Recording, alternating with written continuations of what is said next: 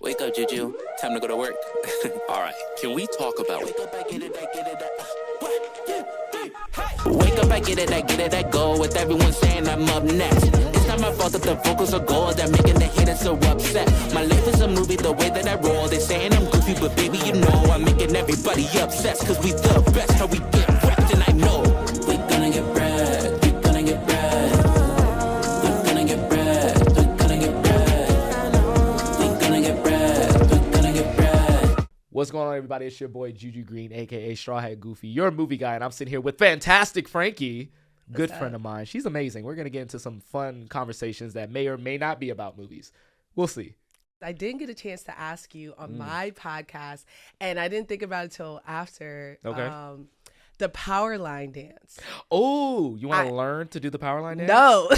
What? I do not want to learn how to do the power, but you do. You guys heard that she wants to learn to do the Powerline dance. That's not what I'm saying.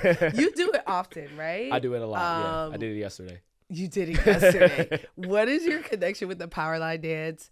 Okay. Will you ever retire it? Never.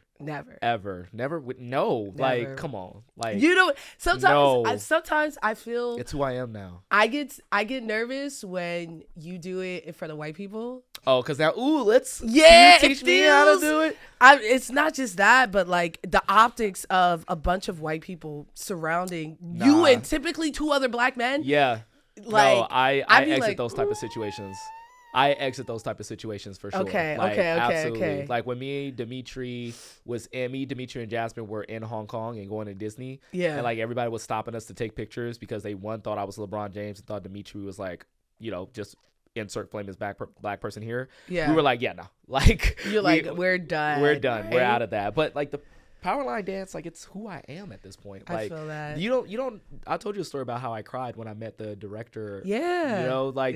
That was a formative culmination, full circle moment for me. Yeah. And so every time I hear the dance, it's like you can't stop it now. And like I don't know if you've ever seen, like you've seen us do it together. Yeah. But have you ever seen what happens when the song comes on?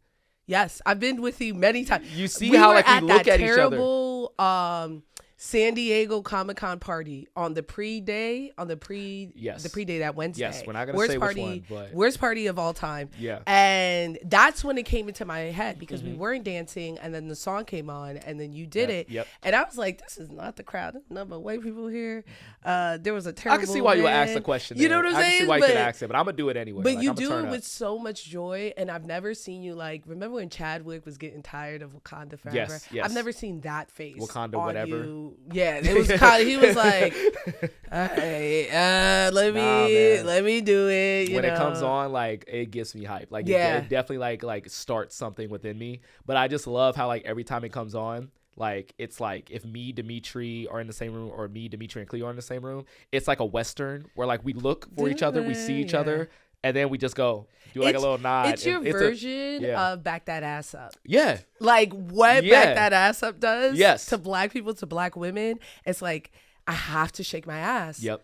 Right now. That is a perfect way to describe it. Damn. Okay. Yeah, this is your interview, though. This is my. I'm so sorry. No, like I love that this is on the podcast. I was like, I'm gonna. I feel like he's this is gonna something have my cameras. friends need to. I feel like this is something my followers need to know. Like I will. I get those comments like, when are you gonna send stop? me this clip so that I can. I got you. I got you. We would collaborate. We're clipping this one. We would clip it. Okay. Thank you. Because I was like, I will never forgive myself. Like it was like as we're in the car home, I looked at my cards, and on the third card, I had Powerline. You had the one, but like you gave me the card without that one on it too. So because there was two, there was two. So I was like, it was so explosive that like, and we had gotten into our flow that I'd totally forgotten about it. We got a flow, We do, but you should be happy about that. Like usually, people be like, I know, what should I do? Right, but it was natural. That's how I. She asked me straight up, like first question out the gate: do I hate black women? On her show. Yeah.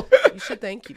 Honestly, it's out there now. I thought about whether or not I should thank you or not. I did think about that, and I'm gonna thank you. I'm gonna thank you for that. I'm gonna thank you. But I did think about it because I was like, people already don't like the fact that we fuck with each other. Yeah. You know what I'm saying? So like, they're probably gonna be like, that shit don't matter. He talking to Frankey, like da da da. And I'm just I feel like those people are at that point, and that's why I asked it so bluntly. Yeah. Because at that point, and that's why I also asked, are we really friends? Like, these are things that I've been seeing people talk about, our relationship, our friendship. Why do I still fuck with you? And I was like, this is a perfect way to answer all those questions bluntly. Because if I was like, yo, why is it that like some people think you don't like black women versus like, do you like black women? Right. Am I a beard? Am I your black woman beard? Are you my beard? You know what I mean? Like, see? You're like, see? I got black friends. Hey, yo, Franks, let's get a picture real quick. Yo, dead serious. And you know what? here. You answered it correctly. I actually won't see that edit. That episode won't come out until March. Perfect. Right after Black History Month. Right after Black History. I don't think that's the kind of thing we should be. No, honestly, because if it would have came out during Black History Month, people would have been like, this is real sketch. We're starting off with Jeff. It's very good. Very Black History Month. Yeah. But it'll drop during Women's History Month, which I think is even funnier.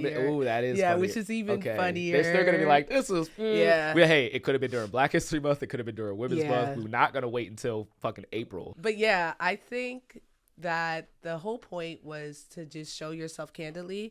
And I'm grappling with, when I see the editor, am I going to put that space where I make it seem like you thought about it? Because you immediately were like, no, I'm raising a black woman. I'm dating a black woman. My mother's a black woman. Like, obviously I mess with them. And it was just honestly a misunderstanding. Yeah. And that's how the social media game works, where it's like one misunderstanding and you are the villain of Westworld, or I don't know. But you know what, like the thing that like I have to wrestle with a lot, and like something I feel like I've gotten good at in like the last like year or two, is just like letting myself be the villain in other people's stories. Yeah. Because like I don't feel nor have the energy to kind of like let people see my side of things. I'm like, hey, if you see that, like you don't watch One Piece like that. Like I remember you were starting it. I started One Piece. Yeah, but I'm gonna get into a little bit of like a moment that like it was during the strike, and we're gonna get into this too. It was during the strike, and I was just kind of like doing my like little One Piece rewatch of moments that like I love. Only the One Piece. Just rewatching One Piece shit only because like that's all I was doing during the time, despite what people may say. We'll get into that. But I was watching it, and there was this moment where Luffy goes to the Fishman Island, and like pirates in the world, they're pirates. People think that all pirates are like pillagers, they're rapists, they're violent, this and this and that. Right. Luffy is furthest from that. Those things I do understand. Right, exactly. So this all, I don't want to say it all came to a head, but I feel like the strongest version of this was when he goes to this Fishman Island. He's helping the princess, he's helping the king, but there's this separate other fishman that's trying to like usurp the king, and he's like causing discord among the people. This is separate from Arlong. This is separate from Arlong. This is almost like a part 2 to the Arlong thing. Okay. Because it turns out Arlong was part of these pirates, and like he believes in the same ideals that they do, but like it's more of a radical version. He's the Malcolm X of this version. Who, like, Arlong? Yes, Arlong's like very much the like I feel that. Like fuck these humans, da da da da. But then there's this other fishman named Fisher Tiger, who's the Martin Luther King, who believed that all fishmen and humans should get along. And so now we have the present day where we have the king and the other fishmen who are like, we want to be a kingdom, who are like with the other kingdoms of the world. We want to be recognized, but a lot of fishmen are enslaved. A lot of deep things happening here. But Luffy comes to this island. There's this other fish person who was Arlong's boy, who's sowing discord within all the fish people, and he's using Luffy and his title as a pirate to like sow that discord and like frame him as a villain. Right now, the arc comes to a head. The arc's pretty weak, but it comes to a head where there's like an army of 100,000 bad fishmen, right? And they're like saying like, yeah, we're gonna save this place. And then Luffy shows up, and there's like the civilian people who are watching, and then Luffy and his crew shows up, and Luffy has done both good and bad while he's been there, so they don't know what to think about why he's there, right? So there's this moment where Luffy's just like walking off his ship. It's like the coldest fucking walk you could think of. His hat is down and whatnot, and the whole time you're hearing these people like shouting at him like, is it true that you kidnapped the princess? Is it true that you tried to assassinate our king? Are you here to destroy us? Are you here to help us? Like, say something. Who are you? What are you? Are you our friend or are you our enemy? And Luffy lifts up his hat and says, friend or enemy, huh? That's up to you. Dang. Like, he's like, that has what you think about me has nothing to do with me, right? And that, like, I saw that moment during the strike where it felt like the whole world was coming down and everyone's calling me a scab for literally, like, on the first day of the strike, saying like, oh, I'm gonna keep doing what I always did. Like I still had without saying, it wasn't like, that. It was that skit. It was a skit. It was a skit. That skit. It was a skit. Yeah. But at the same time, it wasn't like I was saying like, because like in my mind, I believe like I'm not an actor. I'm not a writer. Yeah. A scab is someone who's taking the jobs of and writers we all and actors. Planned on doing that. And honestly, you know what I'm saying? Like, the I feel like actors everybody did the was doing same that. thing Mm-hmm. when the writer's strike happened, right? Yeah. They didn't stop their and job. they didn't stop what they were doing. And honestly, I think people, and I said this on our interview, I think people punish you for being a dweeb. You know what I'm saying? Like, or for just being like, I don't know, like not knowing things, or, you know. And at the time, I was only like in social media for like 3 years or so. Yeah. And it was like the first strike we've had since like 2006. Unprecedented. They didn't right? even, so this is the gag. Oh man, I don't want to. I know someone who's on the SAG board, and when that was all, I know a lot of people on the SAG and board, I was asking them like, "Yo, what's going on?" And so I'm telling them the controversy, and they're like, "We weren't even thinking about y'all." Was basically what he was saying. He was like, "I get," like he was like, "I guess actors who shouldn't be doing social media," right? But he was like, as far as like people like you and Straw Hat, we weren't even like, because it's a totally different job. That's like saying journalists can't, whatever.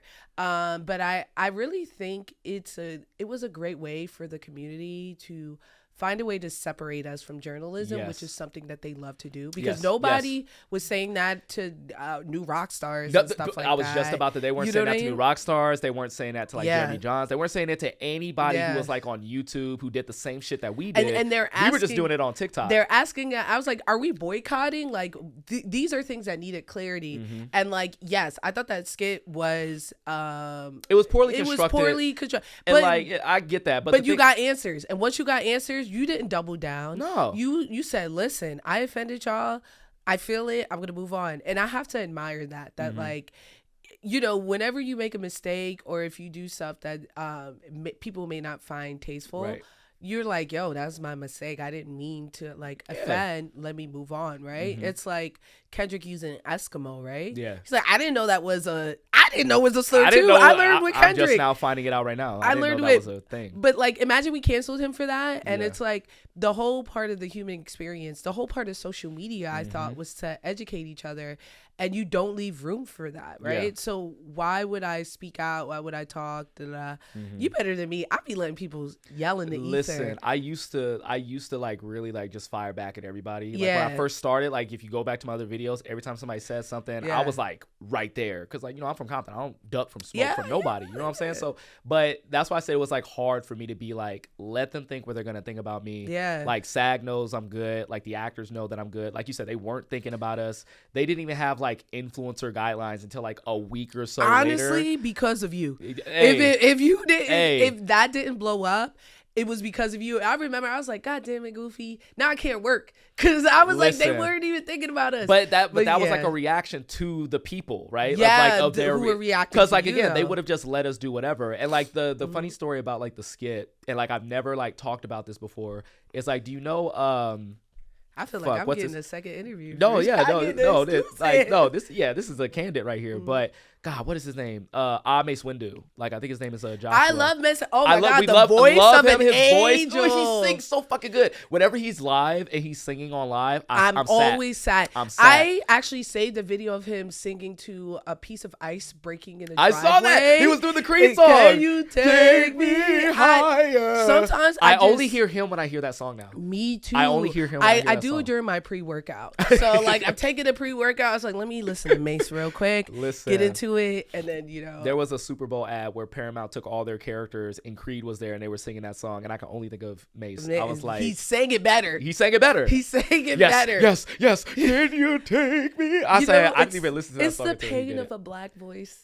You know what I'm saying? It's that you can't replicate. What's that from? Sorry to bother you, right? Like the black voice just has a little bit of texture you can't replicate. Yeah. It's really good. But like the reason why like I did the skit was because I was actually inspired by Mace Windu. Oh, who does similar skits? He does skits. skits. Yeah, he does a lot of like very educational skits and like things that like really work. And I was inspired by that. And I was like in this mode where I wanted to kind of like do skits in my content, things of that sort. And I thought like that was gonna be like a good educational like skit to do, to talk about the strike and like make like light of it while still being funny with it. Yeah. And that was like really one of like my first like skits in that vein, and it didn't hit. And as you notice, I haven't done a skit like that since, except for like the comments one. So I took like a couple year break off of doing skits because I was like, fuck, like I don't want it to get like lost in translation. Luckily the comments kind of speak for themselves, so I'm like, I'm good there. So like I did that because literally the day before I saw a Mace skit of him talking about it, and I was like, I want to get in on this too, and and it just came off the wrong way. Yeah. But that was like the first day of the strike, and I was just kind of like, well, shit, like, you know, fuck, like that's not what I meant, but you know, but at that point people were just kind of like, nah, bro, I think you're done. That's the price of art, and the price of you gotta like, take it. Once you put it out, the way it's interpreted, your intentions no longer matter. Yeah. Interpretation is up to the audience, and honestly, the way it's interpreted will vary by what's going on at the moment, how the audience feels, and it's very volatile, right? Yeah. Like there are so many things that we've received well that we look back on and we're like, this is actually terrible.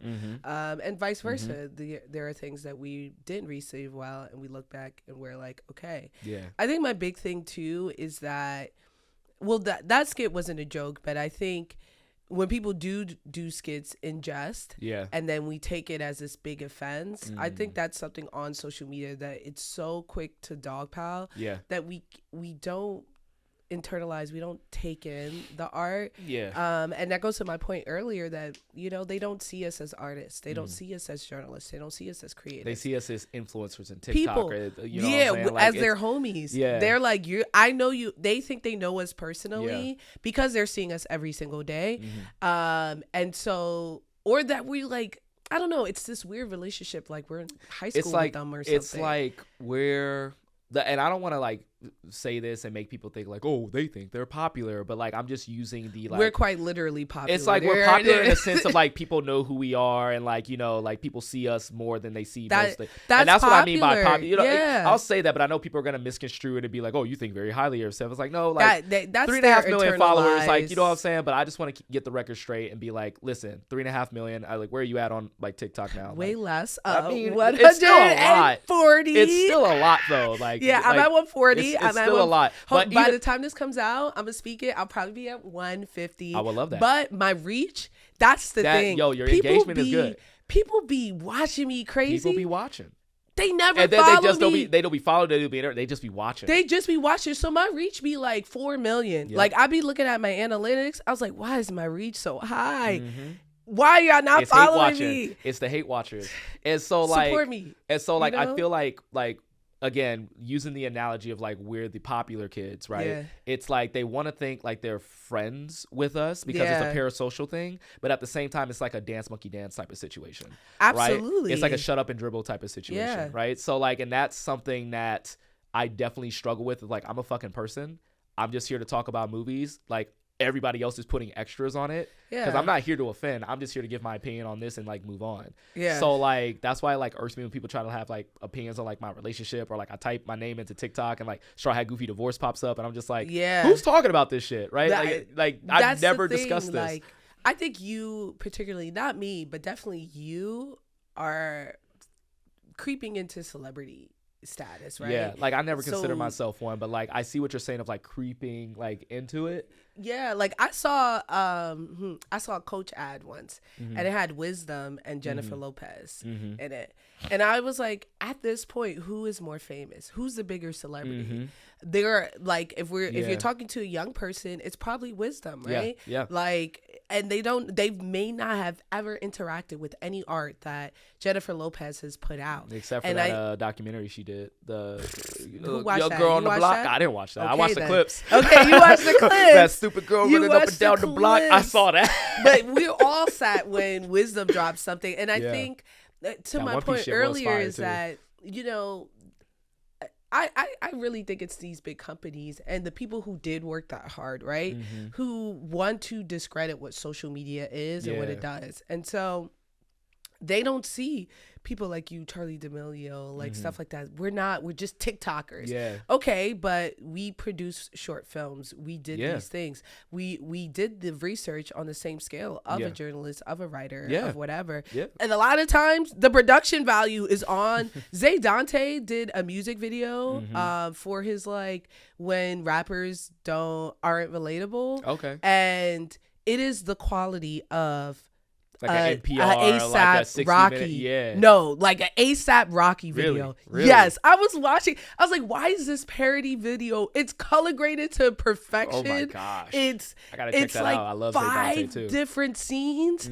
It's called like a trust fund baby or something. Okay. And I was just watching it. I was like, how dare people try to say we are not artists? Yeah. That we're not creative. I just watched something with Benny Blanco that didn't have a third of this production quality. Yeah. But I really think it's us being like tied to capitalism. That shit just really popped off. We're like, how dare you not go through the white man to get this success? No, yeah, we like that's what I think that's so beautiful. And like you need to get on this like Power of Joy with Disney. I was about to cut. Yo, they don't fuck with me. Listen, they know who I am, but I was like, I don't know why. I'm not gonna speak on why. Invite me? Yeah, I think some of it is that I critique Marvel. Oh, I can see that. I critique, but I don't think I'm the only one who critiques Marvel. I critique Marvel.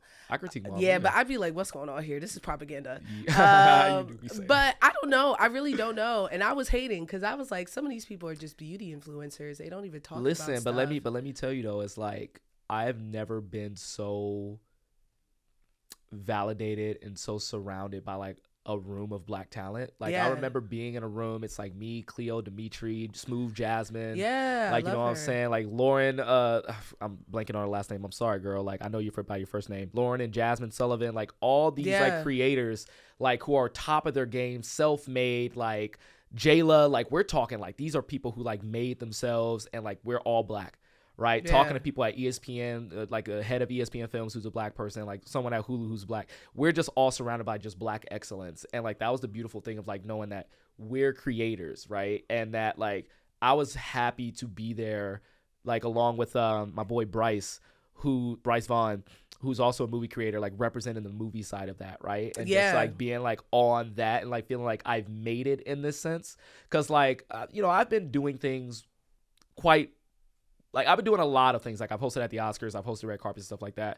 A lot of times, like, I'm hosting with, like, white people or, like, white presenting people. Yeah. But that was the moment where I was like the Ryan Coogler moment, like, fucking recently with One of Them Days, Issa, Kiki, and SZA. Like, I'm like, this is the shit that I love. Like, being in a room with people at the top of our game, like, being recognized as, like, at the top of our game. And that, I would not trade that shit for anything. Honestly, it sounds like, I went to an HBCU, and that was the most motivating part of it, right? Like when I was at a white school or just like in a non-black arena, I already have people's attention because I'm black and then I'm talented. So then now I just have to show my talent. But when you're in a room full of talented black people who we're all working at the same capacity, right? We all know that we have to overdo it. We're all just trained. We're black ops. Yeah. You know what I'm saying? Like we're up there. And, I like the sound of that. that really puts things, it's so motivating to be around black successful people. And now it's not, oh, you're black, so I'm sad. We all black. What makes you special? What makes you different? What has your passion? What makes your passion unique? And it's not just motivating, but it is inspiring when you're like, wow, look at what this person's doing. This route is very cool. Right. Like how are you incorporating your blackness? How are you not incorporating your blackness? How are you received by outside audience?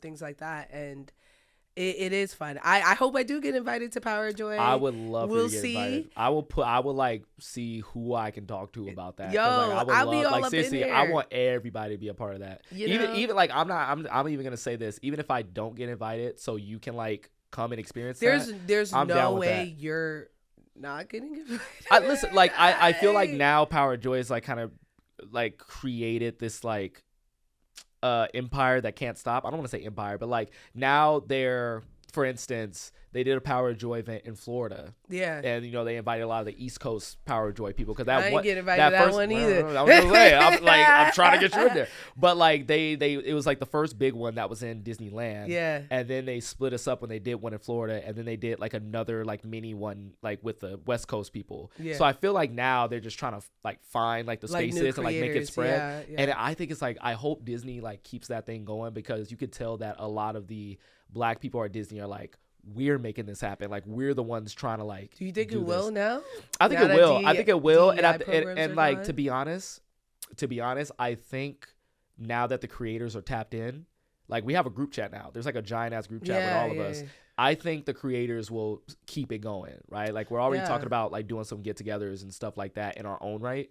Me, Cleo, and Dimitri, and this might be an exclusive, are trying to do, like, because it's the 30th anniversary of a Goofy movie, so we're trying to do something with that, whether that's a screening, whether that's a big-ass party, we don't know. But, like, I think us as Black creators are, like, now more tapped in than ever. And what's kind of weird about that is, like, Disney is the one that kind of, like, kick that off. Yeah. And you know how people, like, have this weird relationship with Disney where it's like, we like some of your products, but, like, your practices.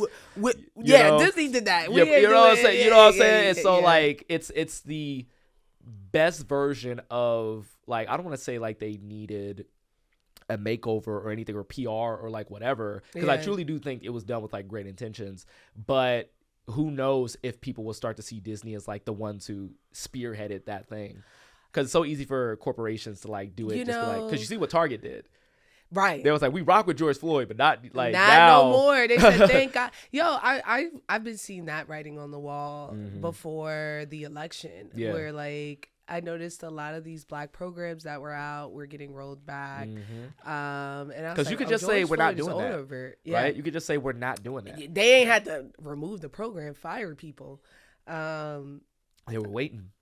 We'll see what happens. I think the white women will start shouting very soon because they are the biggest benefactors of DEI, and I think that's something that wasn't considered. Yeah. And so I'm just waiting on them. I was like, I'm waiting for the white women to lose their jobs so I could get mine back. His eyes got so big. He said, "What? Who did you invite on this podcast?" Listen, remember what Issa Rae said. I'm rooting for everybody Black. Facts. And then Wale made a whole song literally called "I'm rooting for everybody's Black." I'm pretty sure that is Sue Me. It was called Sue Me, and literally the hook is "Sue Me, I'm rooting for everybody to Black." Like, it was a great ass song. Who made that song? Wale. Oh, Wale. That song goes hard too. Poor Wale. Wale was supposed to be Drake. He was supposed to be the guy. No, he was supposed to be Drake. And I don't know what it is, but people hate Wale. I don't know why I remember either. I went to an R&B. Okay, so there's this, like, party group, like, everyday people called R&B Only. Incredible. And I know the owner of it. So I went to, they did a music festival once in Atlanta. And Wale was there. So I'm there with all my friends. I was like, yo, Wale's coming. I can't wait. They was like, Wale. And they're trying to plan around Wale. And I was like, y'all are bugging. Wale got bangers. And we went there. He was one of the best performers of the night. Wale, like, and Miguel was there. I love Miguel. Oh, did they do Lotus Flower? He did Lotus Flower. No, not together. They didn't do it together. No, Miguel didn't come out on stage, but I know. Right? Listen, like, how do you do that? Listen, I'm sure I'm not going to hold you. That's a missed opportunity. Miguel, no, I can't talk bad about Miguel. I may meet him, but he came a bit later. Okay. He seemed preoccupied. So that's why he didn't. But he did play that. He played. So he uses so much R&B in his music. Wale. And that was the thing. I was like, why do they have this rapper here when it was like Lucky Day and stuff there? But then when he played it, I was like, oh, he has all these R&B songs, you know, DC songs. Go-Go is basically musical theater with rap on it. It's Hamilton. That's probably where Lin-Manuel got it. You said he did. I think he inspired mostly by Diddy. I know we shouldn't say the word. I know, like, this is the thing. Diddy is awful. I get it. I hate him. You know, I'm not gonna listen to any of his music. But the impact that Diddy had on music, on R&B, it's undeniable. Press Play came out. I said, damn. I listened to it one last time when Cassie came out with her allegations. I said, let me listen to one Press Play. You were like, this is the final. Let me listen to Keys and Cole. Let me listen to the final thing. This is it. Listen, Listen, like I am a firm believer. Like great art can come out of horrible people. Like, and mostly does. And it kind of does. Like, and again, don't you dare fucking say I'm a Hitler sympathizer. Fuck that nigga. I will say that on my pod. Fuck Hitler. But motherfucker was a good artist. Like, he made some good paintings. I can't do that. I feel like we don't know Hitler for his art. I've never seen. No, we don't. We don't. I have. No. I thought you were going the opposite way. Yeah, no. He was a socialist. But again, horrible fucking person. Yeah, but what I'm saying is like somebody like I remember I was on this like website. I think it was called 9gag at the time. I saw it in college, and like there was like somebody was doing this like painting. So he's like, oh, look at this, look at this, look at that. And I saw this one painting. I was like, that's pretty good. And somebody said, oh yeah, that's Hitler's painting. Why are we even showing his paintings? I was like. Why is this even here? What was the painting of? It was like a house and some trees and shit. Yeah, fuck that. I was like, he could paint. The motherfucker could paint. He could paint. That's a scale you could just. Was there feeling in the art? It didn't make me feel. It didn't make me feel. All I'm saying is like, out of all the shit that he did in his life, the one good thing he did was a drawing. It was a painting, right? Yeah. So like, I'm like, even the most monstrous person has the capacity to do like something good, I guess. But like somebody like Diddy, he just so happened to be like a monster that did a bunch of shit, and fuck him for everything that he did. And I don't need to listen to any of his music. I'm good with that. The only song that I listen to from R. Kelly, because I can just literally leave it on the floor, I Believe I Can Fly. Fiesta was the hardest for me to get up. Sorry. Crazy, yeah. I could do Fiesta was hard. How did that one go? Because I'm Fiesta. No, fuck that Dang. Song. That song's in the club. That song is ass. Listen, I will tell you. This is the time where I can separate the artist. Fiesta from the art. Well, Fiesta? a few of them. A few of them. I'm sorry. It's just I Believe I Can Fly. It's just I Believe I Can Fly. But see, that's the one I can let go of. Not even That's the one I can let go of. I don't. What do you do when you watch Space Jam? I don't. You don't watch Space Jam? I don't think that's a movie. I have graduated. That's something that you're supposed to feel nostalgia for, but I haven't rewatched Space Jam. Wait, so first off, that's blasphemy. How have you not watched rewatch Space Jam? Because I'm afraid it's bad. No, I'm afraid I'm gonna rewatch it. The movie is made because of a commercial that Michael Jordan did with Nike and Bugs Bunny, but it still begs. Bro, I said this before, like off camera. I saw Michael Jordan act on SNL. Yep. So all I needed to see. You're good. I'm good. That doesn't matter. Good. You're not there for Michael Jordan. You're there for Bugs and Daffy Duck. That's all you're there for. Watch the Looney Tunes. Plus, Danny DeVito is like the bad guy. Watch Twins. I get that. Bill Murray. Charles Barkley. These are people I can see everywhere else. There's a scene that you will love this. There's a scene in New York where Charles Barkley tries to play basketball with some girls. It's pretty sexist when you think about it. Like now, and so that's what I'm saying. I don't want to analyze. Now I'm saying it out loud. He's like, wait a minute. I don't want to analyze Space Jam like that. That's what I'm saying. But there is like a scene where like he tries to play basketball because he lost his talent, and like he's playing against like these girls. But like I just choose to see them as like young like high school people, and he's like supposed to be a pro, and he can't like play against them. And then he tries to shoot. She jumps, blocks his shot so bad. It goes, you ain't Charles Barkley. You just a wannabe that look like him. I do remember that. Sorry. Break out. That's like the one time of like Charles Barkley got the venom there.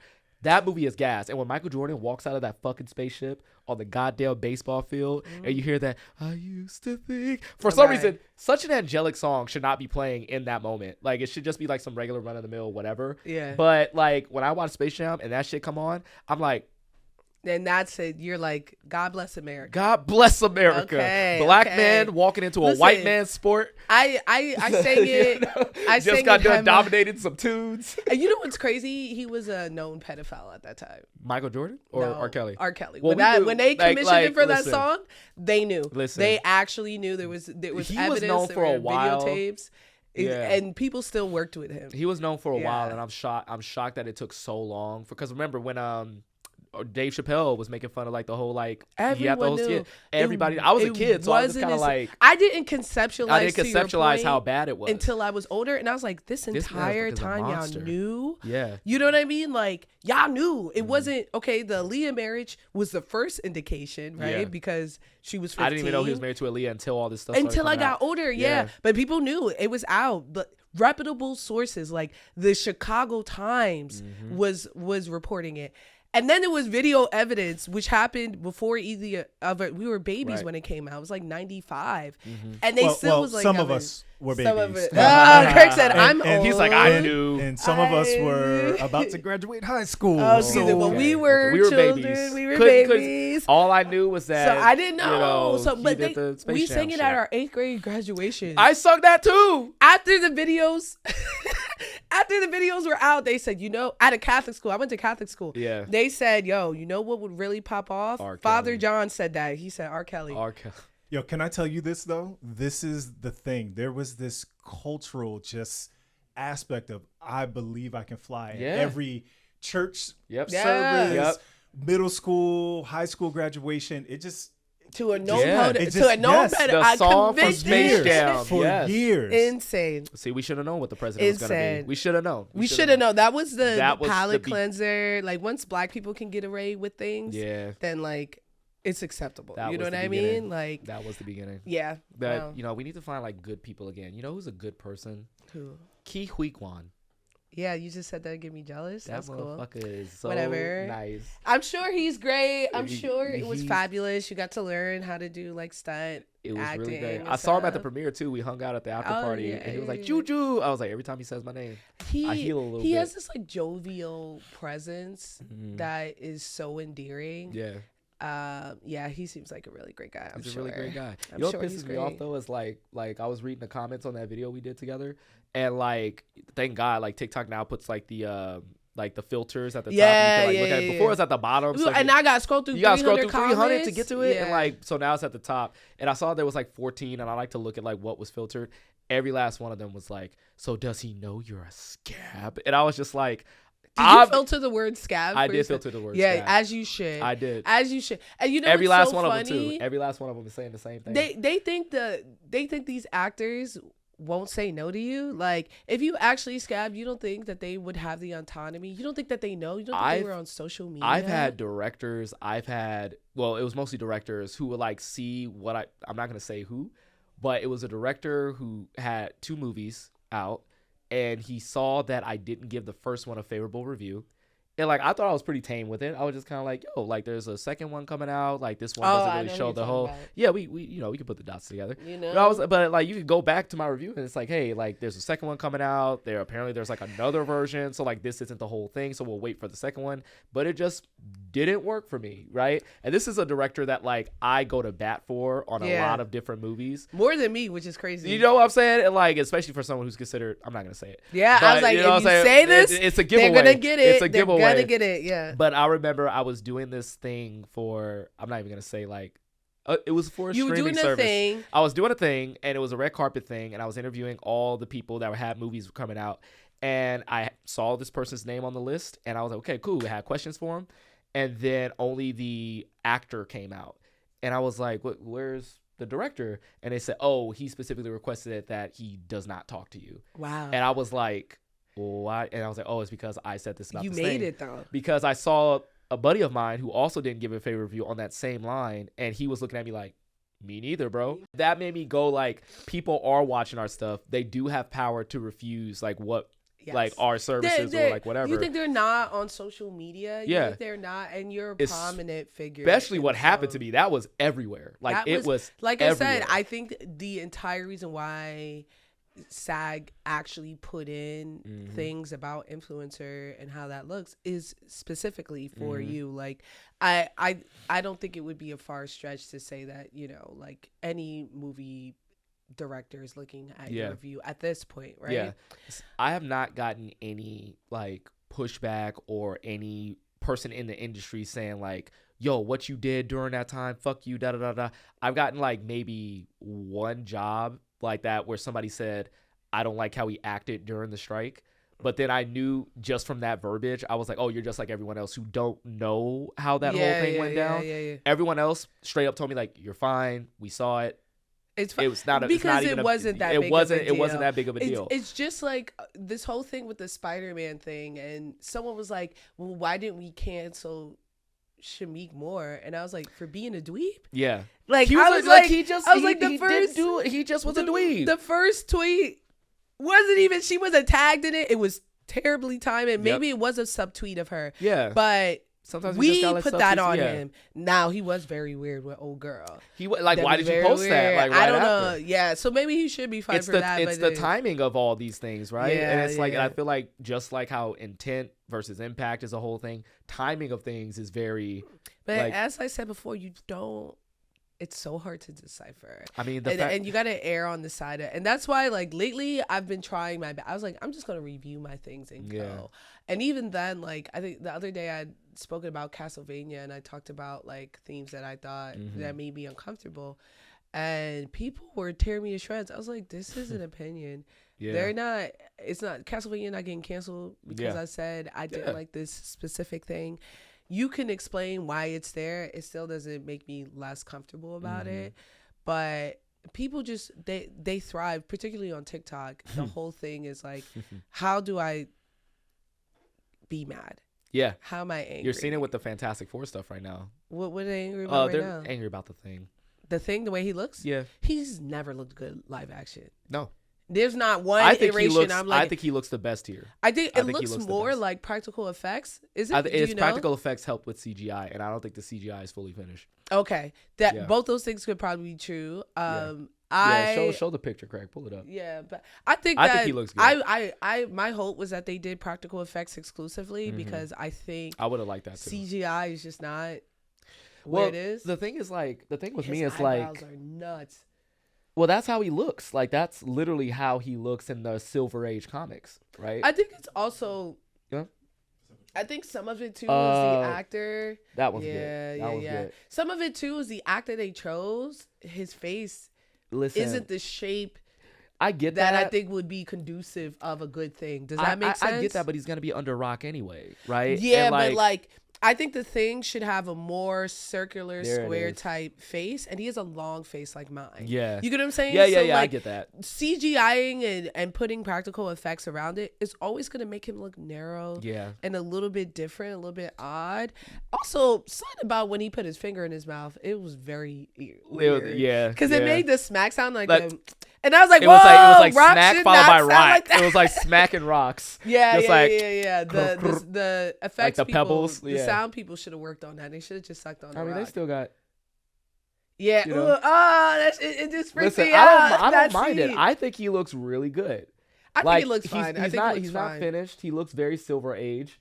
Like, I think that's the thing. The costumes are so great. The costumes are fucking rad. Yeah, but like him doing a little people are like really hating on it. Like, oh, the Thing should be bigger. The one thing I wonder, Rita's the only one we haven't seen him display his powers. I wonder if he has it. I think, you know what, man? The stretchy power has always been a tricky power to get down. You know who did do it right? And not Luffy? bad. No. Plastic Man in The Flash.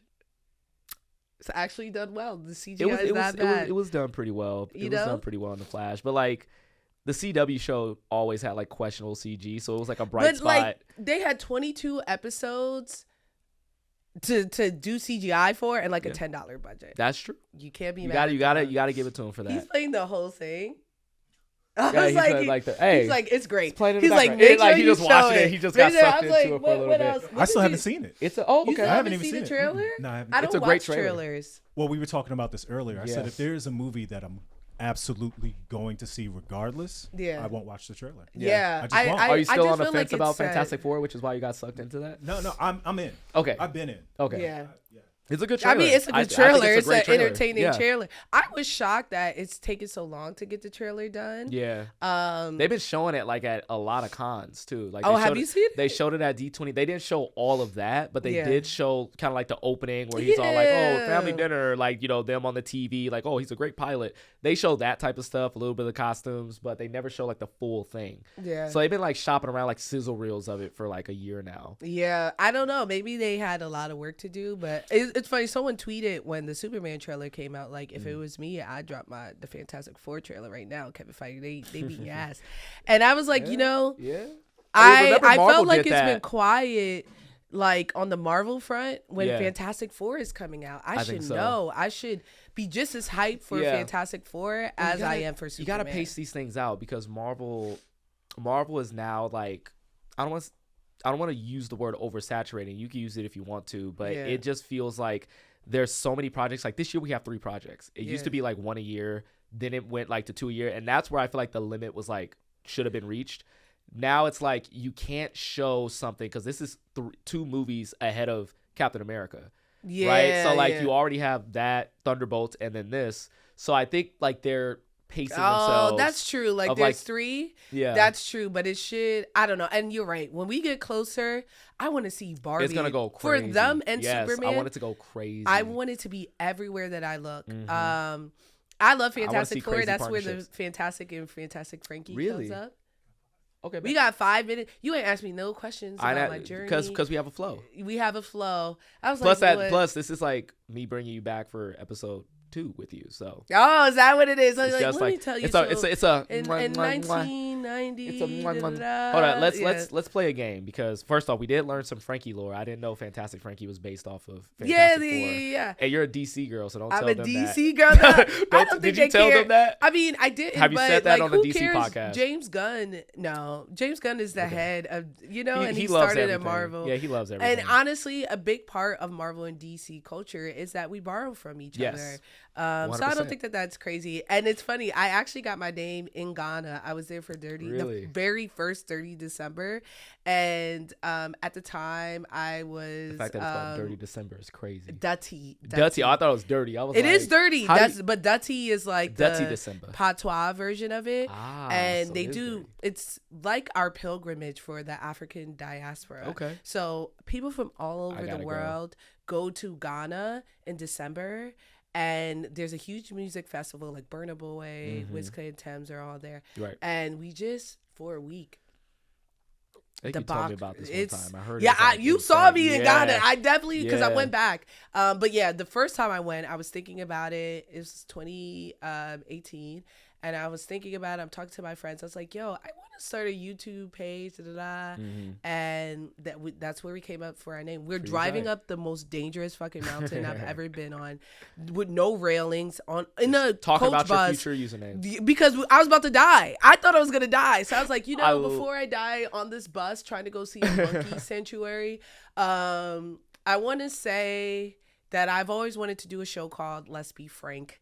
And I wanted to talk about I was a closeted nerd at the time, so I was with the brunch crew. So I was like, hey y'all, I gotta tell y'all, I love comics, I love anime. Yeah. I don't even know what I'm wearing right now. Why am I wearing a bandage dress? Before we die. Here it is, and they were really supportive, and they were like, "Do this." You came out the closet. I came out the closet. It was tight. I used to be quiet about it all the time. I used to go on dates. I remember I went to go see Captain America. I think the Winter Soldier on a date. It was either that or the third one or Civil War with a guy who was just at MCU. Was he mansplaining to you? Oh my God. Keep it quiet. You were just like. I felt like Lindsay Lohan in Mean Girls. Mean Girls? Because he was lying. So he was saying stuff, and in my head I was like, wrong. You're so wrong. So he was like, yeah, this guy, his name is he's talking about like Rhodey, and he was calling the wrong person Patriot. What was his name? What was this guy's name? I'm not gonna say his name. Hey, listen, if you're watching this, bro, I know you watch all her stuff now.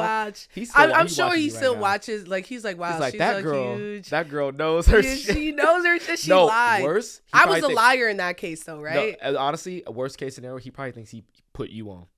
He probably thinks he put you onto that shit. Damn, that's crazy. Worst case scenario. That's crazy. Right? Like, see, look what I made. More than likely. He was like, oh, wow, look at her. Now she's on DC Studio Showcase. I made that. I did that. I made that. I made that happen. You didn't do it, bro. He was capping the entire time. Right, before we get out of here, play a quick little game. Okay. And we're just going to do it, and then, we're out of here. Okay. All right? Then you can plug yourself, and we're good. Okay. All right? All right. So remember when I used to do Movie Soulmate Challenge? Yes. We're going to do that here. Okay. And this is the DC edition. Okay. All right. Okay. So you know the drill. I give you a topic.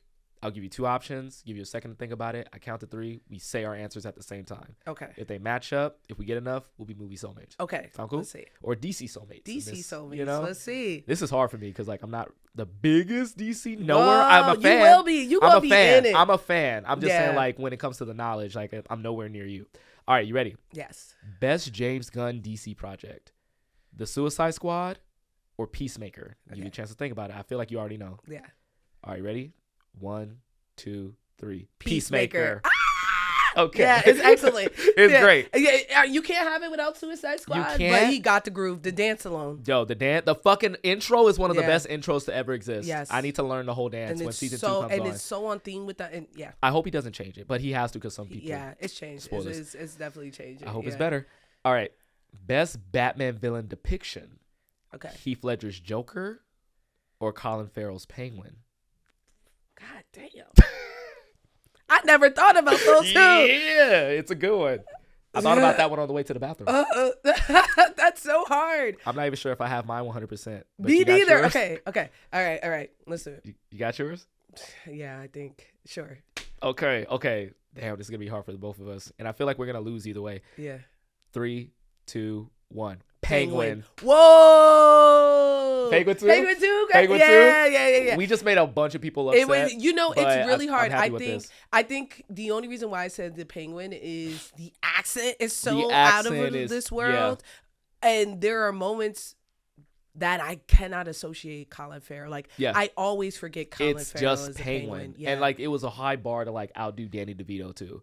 And to make me root for someone who's still despicable, terrible, like a motherfucker. Yeah. It's hard. I don't think I rooted for the Joker. Mm-hmm. I didn't want him to win. You're rooting for him to do terrible shit. I was rooting for him, even That's crazy. Wow. All right, so this is probably an easy answer, but it's still a hard choice. I feel like I know your answer already. Most anticipated 2025 superhero movie release: Superman or Fantastic Four? Yeah. 1, 2, 3. Superman. Yeah, we talked about it. It's the return of the Mac. It's the return of the Mac. And and I think the expectation on Fantastic Four is just lower. Yeah. And we're just gonna be I hope I'm pleasantly surprised. Yeah, I feel like that has a higher ceiling to surprise people. I feel like it will be easier to surprise people with it because I feel like it's gonna be great, but it's gonna be one of the first great things Marvel has done in a while. Yeah. So all right. Best animated DC movie: Under the Red Hood. God, that's on there. Or Mask of the Phantasm. You got it. You got one more after this, and we're out. You ready? Yeah. All right. 1, 2, 3. Under the Red Hood. Obviously. This is my girl right here. Obviously. This is my girl right here. Obviously, too. Because I remember you made a video hyping up Phantasm, so I thought this would be no. And I just met, this is the first time I was starstruck ever. Jensen Ackles? No. Brandon Vietti. He is the producer, director of that, and all of your favorite, and the Jackie Chan Adventures. Yep. But I walked into the green room from out of the show, because we filmed the episodes back to back. I walked out, he was standing there. I was like, mind you, I met Jim Lee, I met all this, and I walked in, I was like, and he's like, hi, and I was like, exactly, and he was like, he said exactly. So he didn't know what was going on, but he ended up being really nice, and I just brought it up when we were on the podcast, and I was like, you're the first time I was ever starstruck, and I met Jim Lee. And fucking James Glock, and he was like, wow, that's really great, and then we were able to roll out. Jensen Ackles voice acting. Perfect. Yeah. Perfect. Yeah. And also John DiMaggio, as he doesn't get enough credit for his Joker, but he's great. He's really I'm gonna need some guys. Well, not these guys. They're kind of dead. That was such a great delivery of that line. All right, last one.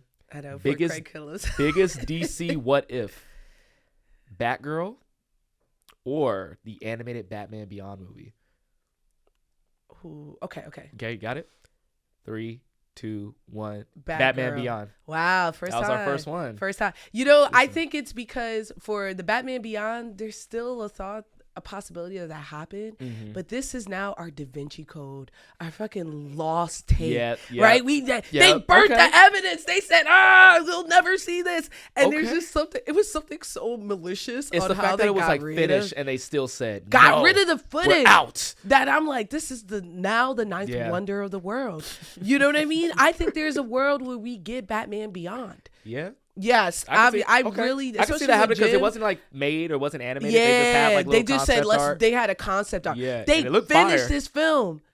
Old girl was showing clips. Also, Brendan Fraser's in it, and this is right after his Oscar win, so that could have been. What did we say? Michael Keaton was in it, and he was the best part of the Flash. So I know he was cooking in it. Really, I loved him in the Flash when he was like actually being. And I like the Flash, so like Clyde. I did too. I did like the scene where he goes old man ninja in the kitchen. I did like that. I love when he's fighting in the kitchen because that's how I feel like Bruce Wayne would be if you rolled up on him, even if he's retired. Yeah. I love the fact that he was like, damn, he lost his purpose because Gotham was cleaned up. Yeah. And I also loved when he's fighting that big thing, and Zod, the big, and he climbs over it and is puts a like I say what you want. I love the scaling and the power depiction in Snyder's universe. Yeah, I like that. I said that like compared to Marvel, and this is where they should have like really honed in on. It's like this is a story of gods.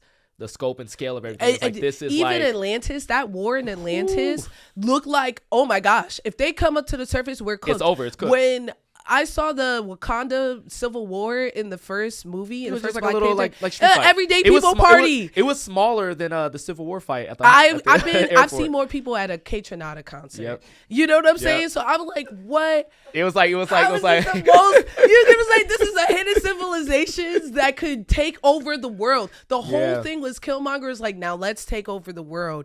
With 50, and that's why Tala Khan came up and said, "Oh, this ain't shit."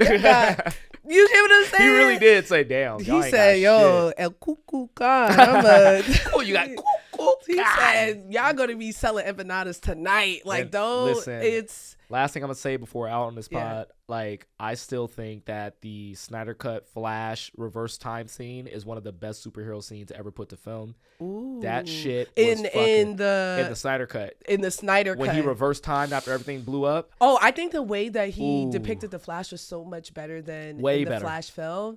Way better. I love that he looked like lightning. Yep. And that it looked like instead, because the Flash isn't actually a speedster, right? Mm-hmm. He's basically hopping in and out of the speed force. Right. So unless you're not going to get a scene like Makari, which is the best speedster scene I've ever seen. I think so. You're good. It should look like except how for Snyder that Flash did it. Scene there. Except for that Flash scene there is the best speedster scene ever Days depicted. of Future Past before people lose it. And Dash. Dash has one of the best speedster scenes. We gotta do this on another pod. Like one of the best scenes. I'm gonna make a TikTok doing a list of the best speedster scenes. Oh, don't you dare. Sorry. That's mine. Well, honestly, it's on my podcast. Don't you dare. I'm gonna drop that shit tomorrow morning. Don't you dare. It's a race to the best one. Don't you dare. I'm like, before my boy with a way bigger following takes my Listen, stuff. I'm the one who brought up the best speedster scene of all time. I brought up the topic, right? Like you did not. I did. I did. No win. Yeah, you said these two, and then I started comparing it. And brought I said Dash. The Flash is the best like superhero scene ever, and he's a speedster. So it's my thing. Mm-hmm. Anyway, thank you so much for watching, everybody. Frankey, plug yourself, please. Yes, you can find me on all platforms at Fantastic Frankey, FRANKEY. I'm looking at all cameras for this. You know what I'm saying? All cameras. Look at everybody. I was like, yeah, what's up? That editing, that media training, all cameras. That editing's about to be crazy. You could also watch me on DC Studio Showcase, where we dissect and analyze all of the new stuff coming out of DC Studios. I am the only woman, the only Black person, the only Latina. It wasn't because of you, Clarence. I'm gonna just say his name is Clarence. He sounds like Clarence.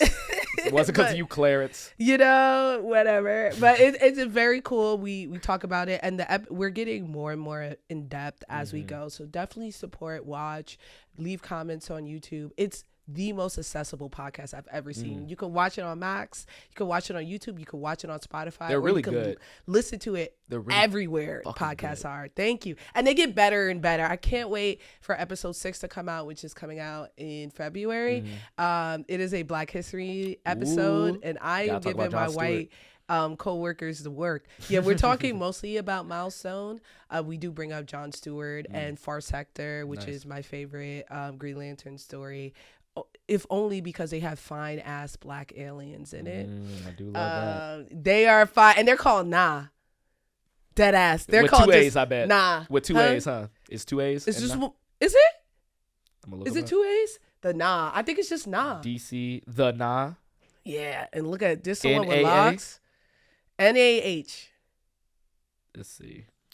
Is it 2 A's? I like how they're called the nah. Like, the nah. Like black women. But I always say it nah. No, they're genderless technically. They have wings. But that's also a joke that they're black. So every time they see her, they're like, oh, she looks just like a nah. And then they be like, but she don't got no wings. Okay. But yeah, they're like black angels, and they're dipped in butter. They remind me of Mel from Arcane. Okay. But definitely, if this comes out during Black History Month or Women's History Month, definitely watch it. It's a black woman Green Lantern, and she's on a planet where emotion is erased, but she opts to keep her emotion, and it's about like monitoring your emotion around people. A better version of equilibrium. Yeah, honestly, it really is. It's an incredible show, and it's short. Okay, it's short. You guys could read it in sitting. Yeah. All right, guys, thank you so much for watching another episode of Get Wrecked with Try Goofy. I'm sitting here with fantastic Frankey. Make sure you check her out on all the places that she told you to check her out at. And make sure you guys leave a comment, subscribe, hit a like. Also, hit the notification so you don't lie to me and tell me that you haven't been seeing my videos, because I told you to hit the bell. All right. We'll catch you next time when we talk about the next movie, even though we didn't talk about a movie. Not one movie. This is a different pod. We definitely have to do a second one. Our rapport, I think, is too casual. Yeah. Because we're actually friends. It's so hard to remember we're both professionals. Next time. We're professionals.